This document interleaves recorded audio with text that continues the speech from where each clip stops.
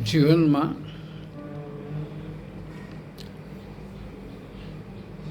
તમે સર્વસ્વ તમારા જીવનનું દાન કરી શકો એવું કોઈ હોય તો આ પૃથ્વી ઉપર ગાય છે.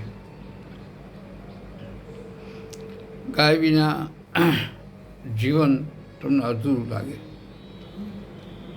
ગાય એ જીવનનો સહારો છે અને આ સહારા માટે તમે એક નાની વાછડી પાળો તો પણ ઘણું છે. ઘરમાં હોય, તમારા ફાર્મ હાઉસમાં હોય કે તમારી વાડીએ હોય. ગાયનું બચ્ચું કે ગાય એ તમારી તમામ ઉર્જાઓ છે ને એનામાં વૃદ્ધિ કરે છે. તમને ક્યારેય માનસિક પરિતાપ આવે તો પણ એમાં તમને સફળતા મળે છે અને તમને શાંતિ આપે છે. એની ઉપર હાથ ફેરવો, તમારું એના પ્રત્યેનું વાત્સલ્ય હોય અને તમે બોલાવો તો તમારી પાસે આવે. એકદમ નિસ્પૃહી તમને પ્રેમ આપે. એટલે ગાય છે તે કોઈ પણ આશ્રમ હોય તો એક તો રાખો જ. ઘર હોય તો નાની વાછડી રાખો.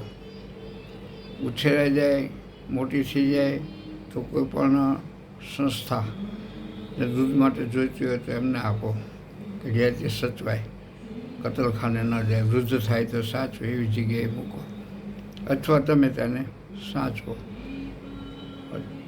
તો ગાયને તમારી ઉતરતી જિંદગીની અંદર બહુ જરૂરી છે, કારણ કે તમારું સ્વાસ્થ્ય સારું હોય, કુટુંબમાં બધા છોકરાઓ વેલ સેટ થઈ ગયા હોય, એના બાળકો પણ વેલ સેટ થાય, બહાર જાય.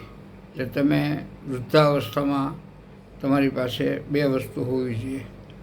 એક તમારી પાસે થોડી જમીન હોવી જોઈએ અને ગાયની વાછડી ગાય હોવી જોઈએ, કારણ કે તમારો સહારો એ બની જશે.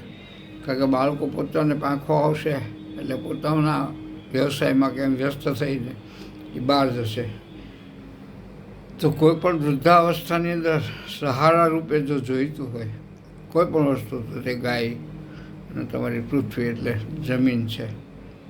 આ બે વસ્તુ છે તે વૃદ્ધાવસ્થામાં હંમેશા હોય તો જીવનની અંદર તમને ક્યારેય એકાંત નહીં લાગે, તમારું કોઈ નથી એવું તમને નહીં લાગે.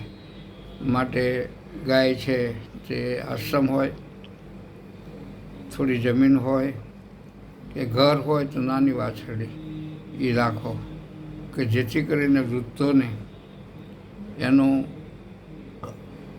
પોતાની હોરા મળે છે, કારણ કે એને એની સાથે રહેવું ઉત્તમ લાગશે.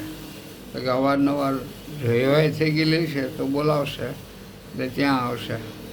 તમે જમી લેશો કે જમતા પહેલાં રોટલી આપવા જશો તો પણ એને ગમશે, તમને પણ ગમશે.